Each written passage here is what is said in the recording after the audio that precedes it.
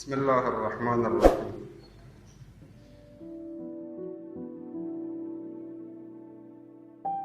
یادم نمی رود که ماه مبارک رجب بود، روز 25 رجب بود، روز وفات حضرت موسی بن جعفر سلام الله علیه. ما در مدرسه نیماورد اصفهان بودیم، بعد از ظهر بود، خوابیده بودیم. یه دفعه از خواب بلند شدیم، یه وقت صدای مرحوم آقای حاجی علی آقا رو شنیدم تو مدرسه. ما خب غریبه بودیم، تو مدرسه به اون تابستان رفته بودیم. من طلبه‌های مدرسه به مناسبت وفات ایشون خواهش کرده بودم، آمده بود در اونجا و برای طلبه‌ها موعظه و بعدم ذکر مصیبت. این جمله رو میگفت که حدیث دارد که در قیامت فریاد میکشن این رجبیون کجا هست؟